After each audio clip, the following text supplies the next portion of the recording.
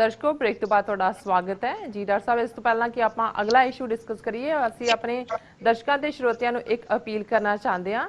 Viewers, ਜੇ ਤੁਸੀਂ ਚਾਹੁੰਦੇ ਹੋ ਕਿ ਟੀਵੀ 84 ਹੱਕ, ਸੱਚ, ਇਨਸਾਫ ਤੇ ਮਨੁੱਖੀ ਅਧਿਕਾਰਾਂ ਦੀ ਇਸੇ ਤਰ੍ਹਾਂ ਹੀ ਆਵਾਜ਼ ਬੁਲੰਦ ਰੱਖੇ ਤਾਂ ਤੁਸੀਂ ਟੀਵੀ 84 ਨੂੰ ਫਿਰ ਵੱਧ ਤੋਂ ਵੱਧ ਮਾਈਕ ਸਹਾਇਤਾ ਨਾਲ ਨਿਵਾਜ਼ੋ। ਤੁਸੀਂ ਟੀਵੀ 84 ਨੂੰ ਵੈਬਸਾਈਟ ਤੇ tv84.tv ਤੇ ਜਾ ਕੇ ਪੇਪਲ ਰਾਹੀਂ ਰੀਕਰਿੰਗ ਡੋਨਰ ਬਣ ਸਕਦੇ ਹੋ। आप जो चाहे दान कर सकते हो, पर जरूर करो। ਜਾਂ make in check in name of TV 84 and mail it at 36-0137th Avenue, Long Island City, New York 11101। ਆਪ ਜੀ ਦਾ ਬਹੁਤ ਬਹੁਤ ਧੰਨਵਾਦ ਹੋਵੇਗਾ। ਇਸ ਮਸਲੇ ਵਿੱਚ ਅਸੀਂ ਤੁਹਾਡੀ ਰਾਏ ਤੇ ਪੇਸ਼ਕਦਮੀ ਦੀ ਵੀ ਆਸ ਕਰਦੇ ਹਾਂ ਜੀ। ਡਾਕਟਰ ਸਾਹਿਬ, ਕੀ ਕਹਿਣਾ ਚਾਹੋਗੇ ਤੁਸੀਂ ਅਗਲੇ ਇਸ਼ੂ ਬਾਰੇ? देखो, तुसी पहले सेगमेंट दी क्लोजिंग ते मेरा कमेंट नहीं लिया। तुसी कहा जी खुशखबरियां ते खुशखबरियां सुना रहे हो। बड़ी वधिया गल है। ਅਸੀਂ ਘੱਟੋ ਘੱਟ ਹੁਣ ਤੁਹਾਡੇ ਇਸ ਬੋਲ ਨੂੰ ਅੱਗੋਂ ਪਕਾ ਦਿੰਨੇ ਆ। ਇੱਕ ਹੋਰ ਖੁਸ਼ਖਬਰੀ ਜਿਹੜੀ ਮੈਂ ਸਮਝਦਾ ਹਾਂ ਵੀ ਇਹ ਸਤਿਗੁਰੂ ਦੀ ਰਹਿਮਤ ਦੇ ਨਾਲ ਜਿਹੜੀ ਖਾਲਸੇ ਦੀ ਔਰ ਸਿੱਖ ਕੌਮ ਦੀ ਫਿਲਾਸਫੀ ਦੀ ਪੇਸ਼ਕਦਮੀ ਹੋ ਰਹੀ ਹੈ ਜੀ।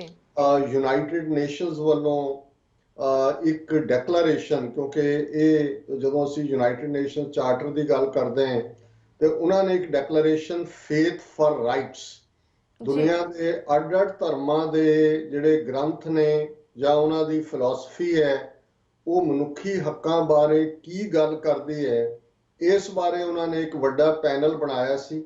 ਹਾਲਾਂਕਿ ਉਸ ਦੇ ਵਿੱਚ ਕੋਈ ਸਿੱਖ ਨੁਮਾਇੰਦਾ ਨਹੀਂ ਸੀ, ਕਿਉਂਕਿ ਸਾਡੇ ਤਾਂ ਬਹੁਤ ਵਾਰੀ ਲੋਅਰ ਲੈਵਲ ਤੇ ਅਸੀਂ ਹਿਊਮਨ ਰਾਈਟਸ ਰਿਪੋਰਟ ਦੇਣ ਜਾਂ ਉਹਦੀ ਗੱਲ ਕਰਨ ਤੱਕ ਹੀ ਰਹਿੰਦੇ ਹਾਂ ਜੀ। ਇਸ ਲੈਵਲ ਦਾ ਕੰਮ ਜਿਹੜਾ ਹੈ ਉਹ ਸਤਿਗੁਰੂ ਨੇ ਹੁਣ ਬੇਸ਼ੱਕ ਉਹ ਸਿੱਖੀ ਦੀ ਗੱਲ ਕਿਸੇ ਪਾਸਿਓਂ ਗੁਰੂ ਆਪਣੀ ਰਹਿਮਤ ਨਾਲ ਕਰਾ ਲੈਣ। ਡਾਕਟਰ ਇਕਤਦਾਰ ਕਰਾਮਤ ਚੀਮਾ ਜਿਹੜੇ ਕਿ ਨਾ ਸਿਰਫ ਇੱਕ ਸੱਚ, ਹੱਕ, ਇਨਸਾਫ ਦੀ ਐਡਵੋਕੇਸੀ ਕਰਨ ਵਾਲੇ ਸਚਿਆਰੇ ਮੁਸਲਮਾਨ ਨੇ, ਉਹ ਜਿੱਥੇ ਸਿੱਖਾਂ ਦੇ ਮੁੱਦੇ ਆਉਂਦੇ ਨੇ, ਗੁਰੂ ਗ੍ਰੰਥ ਔਰ ਗੁਰੂ ਪੰਥ ਦੋਨਾਂ ਦੇ, ਉਹ ਬੜੀ ਸ਼ਿੱਦਤ ਨਾਲ ਮਹਿਸੂਸ ਕਰਦੇ ਨੇ ਕਿ ਸਿੱਖਾਂ ਦੀ ਫਿਲਾਸਫੀ ਦੇ ਵਿੱਚ ਵੀ ਗੁਰੂ ਗ੍ਰੰਥ ਸਾਹਿਬ 'ਚ ਮਨੁੱਖਤਾ ਦੇ ਸਰਬੱਤ ਦੇ ਭਲੇ ਦਾ ਸਨੇਹ ਔਰ ਗੁਰੂ ਪੰਥ ਜਾਂ ਸਿੱਖ ਕੌਮ ਨੂੰ ਵੀ ਖਾਲਿਸਤਾਨ ਦਾ ਇੱਕ ਉਸੇ ਤਰ੍ਹਾਂ ਹੀ ਹੱਕ ਹਾਸਲ ਹੋਣਾ ਚਾਹੀਦਾ ਹੈ ਜਿਵੇਂ ਕਿ ਦੁਨੀਆ ਦੀਆਂ ਬਾਕੀ ਕੌਮਾਂ ਨੂੰ ਹੈ। ਸੋ ਉਹਨਾਂ ਨੂੰ ਜਦੋਂ ਵੀ ਕਿਤੇ ਮੌਕਾ ਮਿਲਦਾ ਹੈ ਉਹ ਆਪਣਾ ਜਿਹੜਾ ਫਰਜ਼ ਉਹਨਾਂ ਨੂੰ ਲਾਇਆ ਹੁੰਦਾ ਹੈ ਉਹ ਤਾਂ ਪੂਰਾ ਕਰਦੇ ਹੀ ਨੇ, ਜਿਸ ਵੀ ਫਰੇਮਵਰਕ 'ਚ ਹੋਣ, ਪਰ ਉਹ ਐਕਸਟਰਾ ਮਾਈਲ ਜਾ ਕੇ ਸਿੱਖ ਫਿਲਾਸਫੀ ਜਾਂ ਸਿੱਖਾਂ ਦਾ ਭਲਾ ਜੇ ਹੋ ਸਕਦਾ ਹੋਏ ਉਸ ਦੇ ਵਿੱਚ ਵੀ ਉਹ ਮਦਦਗਾਰ ਹੁੰਦੇ ਨੇ। ਸੋ ਇਹ ਜਿਹੜੀ ਉਹਨਾਂ ਨੇ UN declaration faith for rights ਦੇ ਲਈ ਕਮੇਟੀ ਬਣਾਈ ਸੀ, ਉਹਦੇ 'ਚ ਉਹਨਾਂ ਨੇ ਯੂਨਾਈਟਿਡ ਨੇਸ਼ਨਸ ਨੇ ਡਾਕਟਰ ਚੀਮਾ ਨੂੰ ਵੀ ਲਿਆ ਹੋਇਆ ਸੀ ਜੀ। ਔਰ ਪਿਛਲੇ ਦਿਨਾਂ 'ਚ ਔਰ ਜਦੋਂ ਉਹਦਾ ਸਾਰਾ ਡਾਕੂਮੈਂਟ ਸਾਹਮਣੇ ਆਇਆ, ਡਾਕਟਰ ਚੀਮਾ ਨੂੰ ਚੇਅਰਮੈਨ ਬਣਾਇਆ ਸੀ ਔਰ ਉਹਦੇ 'ਚ ਸਾਰੇ ਹੀ ਦੁਨੀਆ ਦੇ ਵੱਡੇ ਧਰਮਾਂ ਔਰ ਜਿਹੜੇ ਉਹਨਾਂ ਦੇ ਛੋਟੇ ਫਿਰਕੇ ਨੇ ਉਹਨਾਂ ਦੇ ਨੁਮਾਇੰਦੇ ਵੀ ਸੀ। ਤੇ ਜਦੋਂ ਫਾਈਨਲ ਡਾਕੂਮੈਂਟ ਆਇਆ ਤੇ ਡਾਕਟਰ ਚੀਮਾ ਨੇ ਕਿਹਾ ਕਿ ਜੀ ਦੇਖੋ, ਇਹਦੇ 'ਚ ਤੁਸੀਂ ਬਾਕੀ ਸਾਰੇ ਧਰਮਾਂ ਦਾ ਔਰ ਛੋਟੇ-ਛੋਟੇ ਫਿਰਕਿਆਂ ਦਾ ਵੀ ਜ਼ਿਕਰ ਕੀਤਾ ਹੈ ਵੀ ਸਿੱਖ ਕੌਮ, ਸਿੱਖ ਧਰਮ ਦੁਨੀਆ ਦਾ 5ਵਾਂ ਵੱਡਾ ਧਰਮ ਹੈ, ਪਰ ਸਿੱਖ ਧਰਮ ਦੀ ਸਕ੍ਰਿਪਚਰ 'ਚੋਂ ਕੋਈ ਕੋਟ ਨਹੀਂ ਹੈ। ਸੋ ਹੁਣ ਉਹਨਾਂ ਨੇ ਕਿਹਾ ਵੀ ਜਦੋਂ ਤੱਕ ਤੁਸੀਂ ਸਿੱਖ ਧਰਮ ਦੀ ਕੋਟ ਨੂੰ ਵਿੱਚ ਅਕਮੋਡੇਟ ਨਹੀਂ ਕਰਦੇ, ਮੈਂ ਇਹ ਜਿਹੜੀ ਡੈਕਲੇਰੇਸ਼ਨ ਹੈ ਇਹਨੂੰ ਕਲੀਅਰ ਨਹੀਂ ਕਰਾਂਗਾ। ਸੋ ਜ਼ਾਹਰ ਹੈ ਵੀ ਉਹਨਾਂ ਨੂੰ ਵੀ ਕਿਹਾ, ਆਪਣੇ ਰਿਸੋਰਸ ਵੀ ਉਹਨਾਂ ਨੇ ਵਰਤੇ ਔਰ ਇਹ ਸਾਡੇ ਲਈ ਖੁਸ਼ੀ ਔਰ ਮਾਣ ਵਾਲੀ ਗੱਲ ਹੈ। 2 ਦਿਨ ਪਹਿਲਾਂ ਹੀ ਮੈਨੂੰ ਉਹ ਡਾਕੂਮੈਂਟ ਜਿਹੜਾ ਕਿ 18 commitments on faith for rights, ਕਿ ਇਹ ਸਾਰੇ ਜਿਹੜੇ ਧਰਮੀ ਗਰੁੱਪ ਨੇ ਔਰ ਇਸ ਨੂੰ ਹਿਊਮਨ ਰਾਈਟਸ ਕਾਉਂਸਲ ਔਰ UN ਦੇ ਜਿਹੜੇ ਹਾਇਰ ਆਫੀਸ਼ੀਅਲ ਨੇ ਆਪਣਾ ਮੈਸੇਜ ਦੇ ਕੇ ਇਸ ਨੂੰ ਉਹਨਾਂ ਨੇ ਰਿਲੀਜ਼ ਕੀਤਾ ਔਰ ਸਾਡੇ ਲਈ ਇਹ ਖੁਸ਼ੀ ਔਰ ਮਾਣ ਵਾਲੀ ਗੱਲ ਹੈ ਕਿ ਇਹ ਜਿਹੜੀਆਂ 18 ਕਮਿਟਮੈਂਟ ਜਿਨ੍ਹਾਂ ਦੇ ਵਿੱਚ ਅੱਡ-ਅੱਡ ਧਰਮਾਂ ਦੇ ਸਕ੍ਰਿਪਚਰਸ ਨੂੰ ਕੋਟ ਕੀਤਾ ਗਿਆ ਜੀ, 3 ਰੈਫਰੈਂਸਸ ਜਿਹੜੇ ਨੇ 3 ਥਾਵਾਂ ਦੇ ਉੱਤੇ ਗੁਰੂ ਗ੍ਰੰਥ ਸਾਹਿਬ ਦੀ ਜਿਹੜੀ ਹੈ ਬਾਣੀ ਨੂੰ ਕੋਟ ਕਰਕੇ ਉਹਦਾ ਜਿਹੜਾ ਇੰਗਲਿਸ਼ ਕੋਟ ਹੈ ਉਹ ਦਿੱਤਾ ਗਿਆ ਕਿ ਸਿੱਖ ਧਰਮ ਦਾ ਇਸ ਬਾਰੇ ਕੀ ਖਿਆਲ ਹੈ। ਸੋ ਮੈਂ ਉਹਦੀ ਬਿਗਨਿੰਗ ਪੜਾਂਗਾ ਕਿਉਂਕਿ 3-4 ਸਫ਼ੇ ਦਾ ਕੁੱਲ ਡਾਕੂਮੈਂਟ ਹੈ, ਇੰਨਾ ਵਕਤ ਨਹੀਂ ਹੋਏਗਾ ਕਿ ਮੈਂ ਬਾਕੀ ਧਰਮਾਂ ਦੇ ਉਹਦੇ ਬਾਰੇ ਕੀ ਵਿਚਾਰ ਨੇ ਉਹ ਕਵਾਂ, ਲੇਕਿਨ ਜਿੱਥੇ ਐਪਰੋਪ੍ਰੀਏਟ ਸਿੱਖ ਕੋਟ ਆਈ ਹੈ ਪਰ ਓਪਨਿੰਗ ਮੈਂ ਇਹਦੀ ਸਾਂਝੀ ਪੜਾਂਗਾ ਜੀ। 18 commitments on faith for rights. ਵੀ faith-based and civil society actors working in the field of human rights have gathered here in Beirut on 28th 29th March 2017 express the deep conviction that our respective religions and beliefs share a common commitment to upholding the dignity and the equal worth of all human beings. ਕਿਉਂਕਿ ਇਹ ਜਿਹੜੇ faith based ਇਹ ਸਾਰੇ activist ਸੀ ਜਾਂ ਉਹਨਾਂ ਦੇ ਨੁਮਾਇੰਦੇ ਸੀ ਧਰਮਾਂ ਦੇ, ਉਹਨਾਂ ਦੀ ਮੀਟਿੰਗ ਬੈਰੂਤ ਦੇ ਵਿੱਚ ਹੋਈ 28-29 ਮਾਰਚ ਨੂੰ, ਔਰ ਉਹਨੇ ਕਿਹਾ ਕਿ ਵੀ ਅਸੀਂ ਇੱਕ ਕਾਮਨ ਪਲੇਟਫਾਰਮ ਤੇ ਇਕੱਠੇ ਹੋ ਰਹੇ ਹਾਂ ਤਾਂ ਕਿ ਇਨਸਾਨਾਂ ਦੇ ਮਨੁੱਖੀ ਹੱਕ ਔਰ ਉਹਨਾਂ ਦਾ ਸਵੈਮਾਣ ਇਸ ਨੂੰ ਜਿਹੜਾ ਅਸੀਂ ਅਪਹੋਲਡ ਕਰ ਸਕੀਏ, ਇਸ ਨੂੰ ਬੁਲੰਦ ਕਰ ਸਕੀਏ। Shared human values and equal dignity are therefore common roots of our cultures, ਕਿ ਸਾਰਿਆਂ ਦੇ ਨਾਲ ਇੱਕ ਮਨੁੱਖਾਂ ਦੀ ਸਾਂਝ ਔਰ ਬਰਾਬਰ ਦਾ ਸਵੈਮਾਣ ਇਹ ਸਾਡੇ ਸਾਰੇ ਸੱਭਿਆਚਾਰਾਂ ਜਾਂ ਤਹਿਜ਼ੀਬਾਂ ਦੀ ਜੜ ਵਿੱਚ ਹੈ। Faith and rights should be mutually reinforcing spheres, ਕਿ ਜਿੱਥੇ ਅਸੀਂ ਆਪਣੇ ਆਪਣੇ ਧਰਮ ਦੀ ਪਾਲਣਾ ਕਰਦੇ ਹਾਂ ਉੱਥੇ ਜਿਹੜੀ ਮਨੁੱਖੀ ਹੱਕਾਂ ਦੀ ਗੱਲ ਹੈ ਇਹ ਆਪਣੇ ਆਪ ਦੇ ਵਿੱਚ ਸਾਨੂੰ ਦੋਨਾਂ ਨੂੰ ਰਲ ਕੇ ਫੇਥ ਵਾਲੇ ਜਿਹੜੇ ਨੇ ਉਹ ਮਨੁੱਖੀ ਹੱਕਾਂ ਨੂੰ ਇੰਪਲੀਮੈਂਟ ਕਰਾਉਣ ਦੇ ਲਈ ਵੀ ਕੰਮ ਕਰਨ। Individual and communal expression of religions or beliefs thrive and flourish in environments where human rights based on the equal worth of all individuals are protected. ਉਹਨਾਂ ਨੇ ਕਿਹਾ ਕਿ ਜੀ ਇਹ ਵਿਅਕਤੀਗਤ ਔਰ ਸਾਂਝੇ ਜਿਹੜੇ ਐਕਸਪ੍ਰੈਸ਼ਨ ਨੇ ਧਰਮਾਂ ਦੇ ਜਾਂ ਵਿਸ਼ਵਾਸਾਂ ਦੇ ਉਹ ਤਾਂ ਹੀ ਅੱਗੇ ਤੁਰ ਸਕਦੇ ਨੇ ਜਾਂ ਉਹਨਾਂ ਦੀ ਫਲਰਿਸ਼ਿੰਗ ਹੋ ਸਕਦੀ ਹੈ ਜੇ ਇੱਕ ਬਰਾਬਰੀ ਤੇ ਆਧਾਰਿਤ ਸਮਾਜ ਦੀ ਗੱਲ ਹੋਏ ਜਿੱਥੇ ਸਭ ਦੇ ਜਿਹੜੇ ਹੱਕ ਨੇ ਮਨੁੱਖੀ ਹੱਕ ਨੇ ਉਹ ਸੁਨਿਸ਼ਚਿਤ ਹੋਣ, ਉਹਨਾਂ ਦੀ ਰੱਖਿਆ ਹੋਏ। Similarly, human rights can benefit from deeply rooted ethical and spiritual foundations provided by religions or beliefs.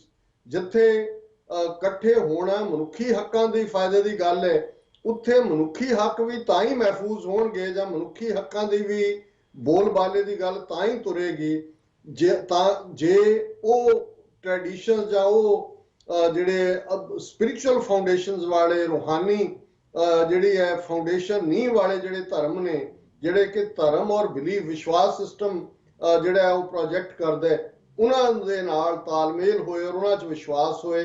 The present declaration on faith for rights reaches out to persons belonging to religions and beliefs in all regions of the world with a view to enhancing cohesive, peaceful and respectful societies on the basis of a common action-oriented platform agreed by all concerned and open to all actors that share its objectives। ਕਿ ਵੀ ਇਹ ਅਸੀਂ ਜਿਹੜੀ declaration ਹੈ faith for rights ਇਹ ਸਾਰੇ ਧਰਮਾਂ ਦੀ ਸਾਂਝੇ ਵਿਸ਼ਵਾਸ ਦੇ ਨਾਤੇ ਤਾਂ ਕਿ ਮਨੁੱਖਾਂ ਦੇ ਨਾਲ ਸਾਂਝ ਵਧੇ, ਸ਼ਾਂਤੀ ਪਰਤੇ, ਸਮਾਜ ਇੱਕ ਦੂਜੇ ਦਾ ਸਤਿਕਾਰ ਕਰੇ ਔਰ ਇੱਕ ਸਾਂਝੇ ਪਲੇਟਫਾਰਮ ਦੇ ਉੱਤੇ ਜਿਹੜੀ ਹੈ ਗੱਲ ਹੋਏ। ਸੋ ਇਸ ਸਾਰੇ ਤੋਂ ਬਾਅਦ ਉਹਨਾਂ ਨੇ ਇਹ ਜਿਹੜੇ 18 ਨੁਕਤੇ ਨੇ ਉਹਦੇ 'ਚ ਉਹਨਾਂ ਨੇ ਫਿਰ ਕੋਟ ਕੀਤਾ ਹੋਇਆ ਕਿ ਵੀ ਕਿਹਨੂੰ ਉਹਨਾਂ ਨੇ ਜਿਹੜੀਆਂ 18 ਕਮਿਟਮੈਂਟਸ ਕੀ ਨੇ ਔਰ ਉਹਦੇ 'ਚ ਪਹਿਲਾ ਉਹਨਾਂ ਨੇ ਕਿਹਾ ਕਿ stand up and act for everyone's right to free choices. ਇਹ ਵੀ ਲੰਬੀ ਚੌੜੀ ਸਟੇਟਮੈਂਟ ਹੈ। ਆਰਟੀਕਲ 18 ਨੂੰ ਕੋਟ ਕੀਤਾ ਹੋਇਆ international covenant on civil and political rights ਔਰ ਇਸ ਦੇ ਵਿੱਚ ਗੱਲ ਕੀਤੀ ਹੋਈ ਹੈ ਕਿ ਅੱਡ-ਅੱਡ ਧਰਮਾਂ ਨੂੰ ਜਿਹਦੇ 'ਚ ਕੋਟ ਕੀਤਾ ਉਹਨਾਂ ਨੇ ਕੁਰਾਨ, ਜੋਸ਼ੂਆ ਔਰ ਇਹ ਪਹਿਲੀ ਓਪਨਿੰਗ ਦੇ ਵਿੱਚ ਹੀ ਜਿਹੜਾ ਗੁਰੂ ਗ੍ਰੰਥ ਸਾਹਿਬ ਨੂੰ ਉਹਨਾਂ ਨੇ ਕੋਟ ਕੀਤਾ ਹੋਇਆ ਹੈ। ਗੁਰੂ ਗ੍ਰੰਥ ਸਾਹਿਬ ਜੀ ਦੇ ਅੰਗ ਨੰਬਰ ਜਿਹੜਾ ਹੈ 74 ਦੇ ਉੱਤੇ ਜਿਹੜਾ ਸ਼ਬਦ ਜਿਹੜਾ ਅਕਸਰ ਜਦੋਂ ਖਾਲਿਸਤਾਨ ਦੀ ਵਿਆਖਿਆ ਮੈਂ ਕਰਦਾ ਤੇ ਮੈਂ ਹਮੇਸ਼ਾ ਗੁਰੂ ਅਰਜਨ ਸਾਹਿਬ ਦੇ ਇਸ ਸ਼ਲੋਕ ਨੂੰ ਕੋਟ ਕਰਦਾ ਇਸ ਸ਼ਬਦ ਨੂੰ ਜਿਹੜਾ ਕਿ ਸ੍ਰੀ ਰਾਗ ਦੇ ਵਿੱਚ ਹੈ ਔਰ ਉਹ ਐਗਜ਼ੈਕਟਲੀ ਇਹਦੇ ਵਿੱਚ ਕੋਟ ਕੀਤਾ ਗਿਆ ਪਹਿਲੇ ਹੀ ਉਸ ਡੈਕਲੇਰੇਸ਼ਨ ਦੇ ਵਿੱਚ। ਹੁਣ ਹੁਕਮ ਹੋਆ ਮਿਹਰਬਾਨ ਦਾ ਪੈ ਕੋਏ ਨਾ ਕਿਸੇ ਰੰਝਾਣ ਦਾ ਸਭ ਸੁਖਾਲੀ ਉਠਿਆ ਇਹ ਹੋਆ ਹਲੇਮੀ ਰਾਜ ਜਿਉ। ਪਰ ਮੈਂ ਵਕਤ ਨਾ ਲਵਾਂ ਇਹਨਾਂ ਨੇ ਜਿਹੜੀ ਉਸ ਦੀ ਕੋਡ ਇਸ ਕੋਡ ਦੀ ਐਗਜ਼ੈਕਟ ਟ੍ਰਾਂਸਲੇਸ਼ਨ UN ਚਾਰਟਰ 'ਚ ਦਿੱਤੀ ਹੈ declaration. No one shall coerce another, no one shall exploit another, everyone, each individual has the inalienable birthright to seek and pursue happiness and self-fulfillment. Love and persuasion is the only law of social coherence. Guru Granth Sahib, page number 74. ਕਿ ਵੀ ਕੋਈ ਵੀ ਕਿਸੇ ਦੇ ਹੱਕਾਂ ਨੂੰ ਨਹੀਂ ਖੋਏਗਾ, ਕੋਈ ਕਿਸੇ ਦਾ ਸ਼ੋਸ਼ਣ ਨਹੀਂ ਕਰੇਗਾ। ਹਰ ਇੰਡੀਵਿਜੂਅਲ ਜਿਹੜਾ ਉਸ ਦੇ ਕੋਲ ਇਹ ਹੱਕ ਹੈ ਕਿ ਵੀ ਉਹ ਖੁਸ਼ੀ ਔਰ ਆਪਣੇ ਸਵੈ ਜਿਹੜੇ ਉਸ ਦੇ ਗੋਲ ਨੇ ਉਹਨਾਂ ਦੀ ਪ੍ਰਾਪਤੀ ਕਰ ਸਕੇ। ਪਿਆਰ ਨਾਲ ਔਰ ਪ੍ਰੇਰਨਾ ਦੇ ਨਾਲ ਹੀ ਸਮਾਜ ਦੇ ਵਿੱਚ ਜਿਹੜੀ ਹੈ ਸੋਸ਼ਲ ਕੋਹਰੈਂਸ, ਆਪਸ ਦੇ ਵਿੱਚ ਸਾਂਝ ਬਣ ਸਕਦੀ ਹੈ। ਸੋ ਇਹ ਸਾਡੇ ਲਈ ਪਹਿਲੀ ਫਖਰ ਵਾਲੀ ਗੱਲ ਕਿ ਬਾਕੀ ਧਰਮਾਂ ਦੇ ਨਾਲ ਇਹ ਬੜੀ ਪ੍ਰੋਫਾਉਂਡ ਗੁਰੂ ਗ੍ਰੰਥ ਸਾਹਿਬ ਦੀ ਸਟੇਟਮੈਂਟ, ਜਿਹੜਾ ਸਾਡਾ ਈਵਨ ਖਾਲਿਸਤਾਨ ਦੇ ਜਦੋਂ ਸੰਵਿਧਾਨ ਦੀ ਗੱਲ ਹੁੰਦੀ ਹੈ, ਮੈਂ ਸਮਝਦਾ ਵੀ ਇਹ ਆਧਾਰ ਹੈ। ਗੁਰੂ ਅਰਜਨ ਸਾਹਿਬ ਨੇ ਡਿਫਾਈਨ ਕੀਤਾ ਹੋਇਆ ਹੈ ਕਿ ਨਿਰੰਕਾਰ ਦੀ ਰਜ਼ਾ ਹੈ ਕਿ ਇੱਕ ਐਸਾ ਸਿਸਟਮ ਪੈ ਕੋਈ ਨਾ ਕਿਸੇ ਰੰਝਾਣ ਦਾ, ਜਿੱਥੇ ਕਿਸੇ ਨੂੰ ਤੰਗ ਨਾ ਕਰੇ, ਕੋਈ ਕਿਸੇ ਦਾ ਹੱਕ ਨਾ ਮਾਰੇ, ਕੋਈ ਕਿਸੇ ਦੇ ਹਿਊਮਨ ਰਾਈਟਸ ਵਾਇਓਲੇਟ ਨਾ ਕਰੇ, ਸਭ ਸੁਖਾਲੀ ਉੱਠੀਏ, ਸਾਰੇ ਹੀ ਉਸ ਸਿਟੀਜ਼ਨ ਇਸ ਪਲੈਨਟ ਦੇ ਉਹ ਸੁਖੀ ਵਸਣ। ਇਹ ਹੋਆ ਹਲੇਮੀ ਰਾਜ ਜਿਓ। ਸੋ ਇਹ ਸਾਡੇ ਹਲੇਮੀ ਰਾਜ ਦੀ ਗੱਲ ਇਸ ਜਿਹੜਾ ਚਾਰਟਰ ਹੈ ਫੇਥ ਫॉर ਰਾਈਟਸ ਉਸ ਦੇ ਓਪਨਿੰਗ ਦੇ ਵਿੱਚ ਹੀ ਆ ਜਾਂਦੀ ਹੈ। ਫਿਰ ਅਸੀਂ ਦੇਖਦੇ ਹਾਂ ਕਿ ਦੂਸਰੇ ਤੀਸਰੇ ਅੱਡ ਨੇ, ਮੈਂ ਵਕਤ ਕਰਕੇ ਬਾਕੀ ਅੱਗੇ ਨਹੀਂ ਜਾਂਦਾ, ਜਿਹਦੇ ਚ ਉਹਨਾਂ ਨੇ ਅੱਡ ਨੂੰ ਕੋਟ ਕੀਤਾ ਹੋਇਆ ਹੈ, ਬਾਈਬਲ ਨੂੰ ਕੋਟ ਕੀਤਾ ਹੈ। ਫਿਰ ਉਹਨਾਂ ਨੇ ਡਿਫਰੈਂਟਲੀ ਕੁਰਾਨ ਸ਼ਰੀਫ ਨੂੰ, ਕੁਰਾਨ ਸ਼ਰੀਫ ਹਦੀਥ ਜਿਹੜੀ ਆਧਾਰ ਹੈ। ਔਰ ਇੱਥੇ ਜਦੋਂ ਅਸੀਂ ਆ ਕੇ ਨॉन डिस्क्रिमिनेशन ਤੇ ਜੈਂਡਰ ਇਕੁਆਲਿਟੀ ਦੀ ਗੱਲ ਹੈ, ਵੀ ਪਲੇਜ to ਐਨਸ਼ੋਰ non discrimination and gender equality in implementing this declaration on faith for rights, ਕਿ ਅਸੀਂ ਇਹ ਜਿਹੜਾ ਬਰਾਬਰੀ ਔਰਤ ਔਰ ਮਰਦ ਦੀ ਇਹਦੀ ਗੱਲ ਕਰਦੇ ਹਾਂ ਤਾਂ ਕਿ ਕਿਸੇ ਦੇ ਨਾਲ ਡਿਸਕ੍ਰਿਮੀਨੇਸ਼ਨ ਨਾ ਹੋਏ ਜੈਂਡਰ ਤੇ ਆਧਾਰਿਤ। ਔਰ ਉਹਨਾਂ ਨੇ ਕਿਹਾ ਕਿ ਵੀ ਅਸੀਂ ਇਹ ਦੇਖਦੇ ਹਾਂ ਕਿ ਜੈਂਡਰ ਬੇਸ ਵਾਇਲੈਂਸ ਨਾ ਹੋਏ। ਔਰ ਇਹਦੇ ਚ ਉਹਨਾਂ ਨੇ ਟੈਲਮੁਡ ਜਿਹੜੀ ਕਿ ਯਹੂਦੀਆਂ ਦੀ ਪਵਿੱਤਰ ਕਿਤਾਬ ਹੈ ਉਹਨੂੰ ਕੋਟ ਕੀਤਾ ਹੈ, ਕੁਰਾਨ ਨੂੰ ਕੋਟ ਕੀਤਾ ਹੈ, ਬਾਈਬਲ ਦੇ ਜੈਨੇਸਿਸ ਨੂੰ ਕੋਟ ਕੀਤਾ ਹੈ, ਫਿਰ ਉਹਨਾਂ ਨੇ ਹਦੀਥ ਨੂੰ ਕੋਟ ਕੀਤਾ ਹੈ। ਔਰ ਫਿਰ ਸਾਡੇ ਲਈ ਇਹ ਫਖਰ ਵਾਲੀ ਗੱਲ ਹੈ ਕਿ ਉਹਨਾਂ ਨੇ ਗੁਰੂ ਗ੍ਰੰਥ ਸਾਹਿਬ ਨੂੰ ਕੋਟ ਕੀਤਾ। ਔਰ ਮੈਂ ਸਮਝਦਾ ਹਾਂ ਵੀ ਗੁਰੂ ਗ੍ਰੰਥ ਸਾਹਿਬ ਦੀ ਇਸ ਕੋਟ ਦੇ ਸਾਹਮਣੇ, ਗੁਰੂ ਨਾਨਕ ਸਾਹਿਬ ਦੇ ਇਸ ਫਰਮਾਨ ਦੇ ਸਾਹਮਣੇ ਕੋਈ ਵੀ ਚੀਜ਼ ਜਿਹੜੀ ਹੈ ਉਹ ਇਸ ਦੇ ਤੁਲ ਨਹੀਂ ਹੈ। ਇਹ ਫਰਮਾਨ ਗੁਰੂ ਸਾਹਿਬ ਦਾ ਅੰਗ ਨੰਬਰ 473 ਦੇ ਉੱਤੇ ਹੈ, ਜਿਹਨੂੰ ਉਹਨਾਂ ਨੇ ਕੋਟ ਕੀਤਾ। ਅਸੀਂ ਪੰਜਾਬੀ ਚ ਤਾਂ ਇਹਨੂੰ ਪੜ੍ਹਦੇ ਹਾਂ ਗੁਰੂ ਸਾਹਿਬ ਦੀ ਬਾਣੀ ਨੂੰ। ਪੰਡ ਜੰਮੀ ਹੈ ਪੰਡ ਨਿੰਮੀ ਹੈ, ਪੰਡ ਮੰਗਣ ਵਿਆਹੋ, ਪੰਡੋ ਹੋਵੇ ਦੋਸਤੀ, ਪੰਡੋ ਚੱਲੇ ਰਾਹੋ, ਪੰਡ ਮੂਆ ਪੰਡ ਭਾਲੀਐ, ਪੰਡ ਹੋਵੇ ਬੰਦਾਨ, ਸੋ ਕਿਉ ਮੰਦਾ ਆਖੀਐ, ਜਿਤ ਜੰਮੇ ਰਾਜਾਨ, ਪੰਡੋ ਹੀ ਪੰਡ ਉਪਜੈ, ਪੰਡੈ ਬਾਜ ਨਾ ਕੋਏ, ਨਾਨਕ ਪੰਡੈ ਬਾਹਰਾ, ਏਕੋ ਸੱਚਾ ਸੋਏ। ਔਰ ਇਹਦੇ ਚ ਬਰੀਫ ਕੋਟ ਹੈ ਇਹ ਦੱਸਣ ਦੇ ਲਈ ਕਿ ਔਰਤ ਕਿੰਨੀ ਇੰਪੋਰਟੈਂਟ ਹੈ ਸਾਰੀ ਸੁਸਾਇਟੀ ਦੇ ਲਈ। ਇਹਦੇ ਚ ਉਹਨਾਂ ਨੇ ਕੋਟ ਦਿੱਤੀ ਹੈ, it is a woman who is a friend and partner for life. It is a woman who keeps the race going. How may we think low of her? How may we think low of her, of whom are born the greatest? From a woman is born. None may exist without a woman. ਕਿ ਵੀ ਇਹ ਔਰਤ ਪੰਡੋ ਹੋਵੇ ਦੋਸਤੀ, ਪੰਡੋ ਚੱਲੇ ਰਾਓ, ਤੁਹਾਡੇ ਜੀਵਨ ਦੀ ਦੋਸਤ ਹੈ, ਜੀਵਨ ਦੀ ਸਾਥੀ ਹੈ। ਇਸ ਦੇ ਨਾਲ ਹੀ ਨਸਲ ਅੱਗੇ ਚੱਲਦੀ ਹੈ। ਅਸੀਂ ਉਸ ਨੂੰ ਕਿਵੇਂ ਨੀਵਾਂ ਗਰਦਾਨ ਸਕਦੇ ਹਾਂ ਜਿਹਦੀ ਕੁੱਖ ਚੋਂ ਮਹਾਨ ਲੋਕ ਪੈਦਾ ਹੁੰਦੇ ਨੇ, ਅੱਗੋਂ ਔਰਤ ਚੋਂ ਔਰਤ ਪੈਦਾ ਹੁੰਦੀ ਹੈ, ਤਾਂ ਹੀ ਅੱਗੇ ਰੇਸ ਚੱਲਦੀ ਹੈ।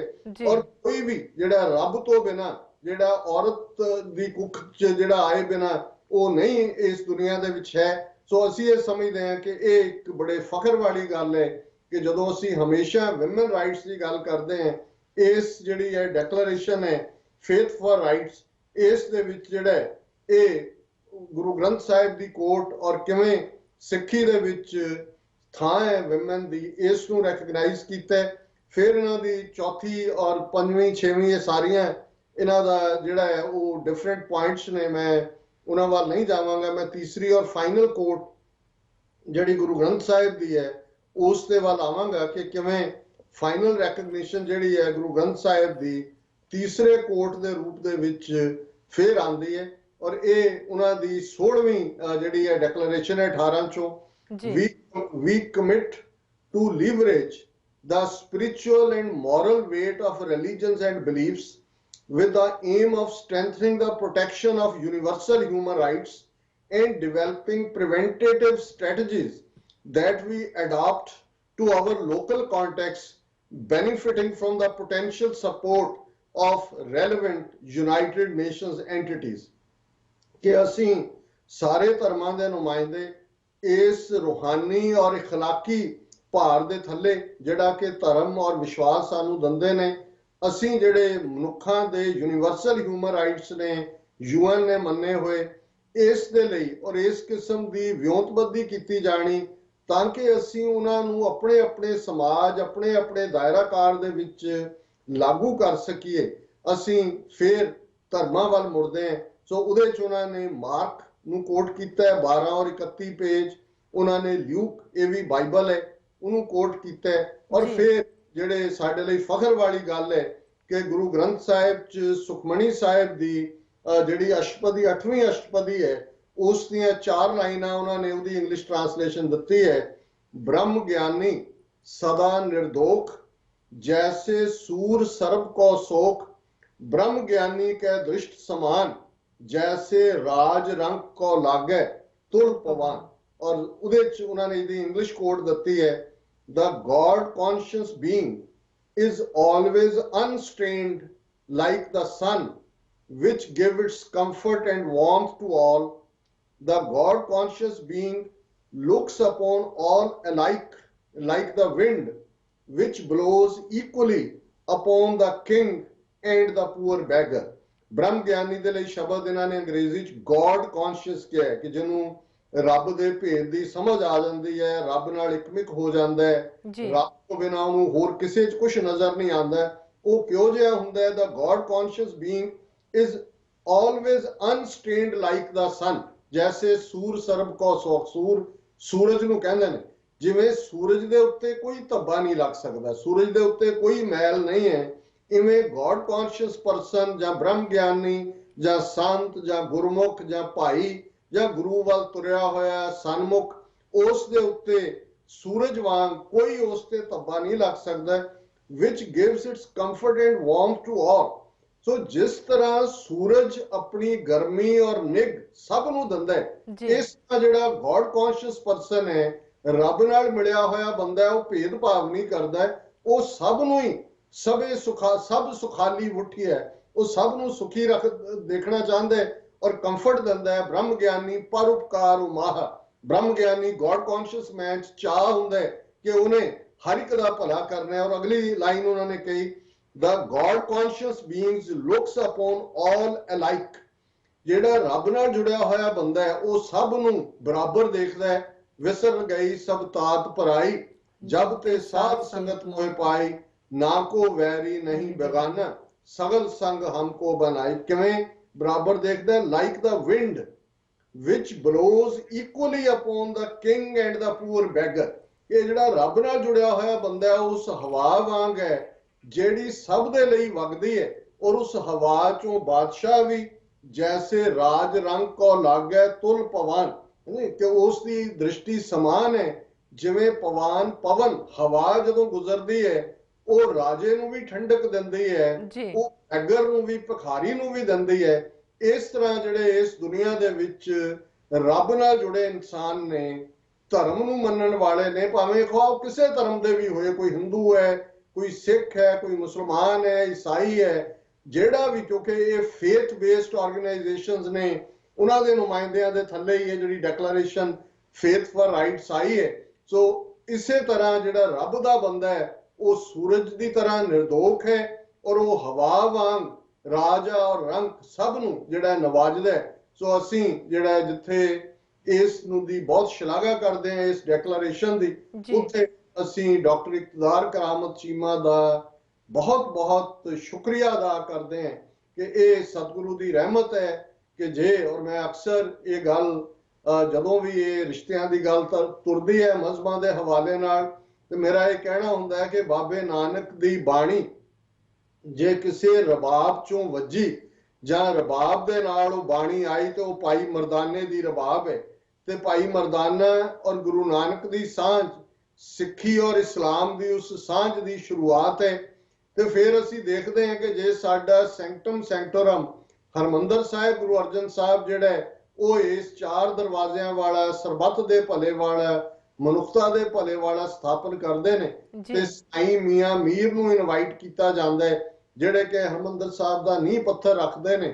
ਤੇ ਜੇ ਅੱਜ ਵੀ ਸਾਡਾ ਮੱਕਾ ਔਰ ਮਦੀਨਾ, ਗੁਰੂ ਨਾਨਕ ਸਾਹਿਬ ਦਾ ਜਨਮ ਸਥਾਨ ਨਨਕਾਣਾ ਸਾਹਿਬ, ਔਰ ਜਿੱਥੇ ਗੁਰੂ ਸਾਹਿਬ ਨੇ 18 ਸਾਲ ਆਪਣੀ ਜ਼ਿੰਦਗੀ ਦੇ ਗੁਜ਼ਾਰੇ, ਖੇਤੀਬਾੜੀ ਕੀਤੀ, ਰੱਬ ਦੇ ਨਾਂ ਤੇ ਕਰਤਾਰਪੁਰ ਸ਼ਹਿਰ ਵਸਾਇਆ, ਜੇ ਉਹ ਪਾਕਿਸਤਾਨ ਦੇ ਵਿੱਚ ਨੇ, ਤੇ ਫਿਰ ਇਹ ਕੋਈ ਸਾਂਝ ਹੈ, ਇਹ ਮਿਸਟਿਕ ਸਾਂਝ ਹੈ, ਰਹੱਸ ਦੀ ਦੁਨੀਆ ਦੀ ਸਾਂਝ ਹੈ ਜਿਹੜੀ ਸਾਡੀ ਦੋਨਾਂ ਦੇ ਵਿਚਕਾਰ ਹੈ। ਇਹ ਵੱਖਰੀ ਗੱਲ ਹੈ ਕਿ ਇਤਿਹਾਸ ਮੁਖਤਲਿਫ ਰਿਹਾ, ਮੁਗਲ, ਅਫਗਾਨ, 47 ਦਾ ਪਾਗਲਪਨ, ਔਰ ਸਾਡੇ ਸਾਹਮਣੇ ਵੀ ਉਸ ਕਿਸਮ ਦਾ ਮੈਜੋਰਿਟੀ, ਬਹੁ ਗਿਣਤੀ ਬ੍ਰਾਹਮਣਵਾਦੀ ਪ੍ਰਭਾਵ ਰਹੇ, ਪਰ 84 ਨੇ ਸਾਡਾ ਦਿਮਾਗ ਵੀ ਸਾਫ਼ ਕੀਤਾ।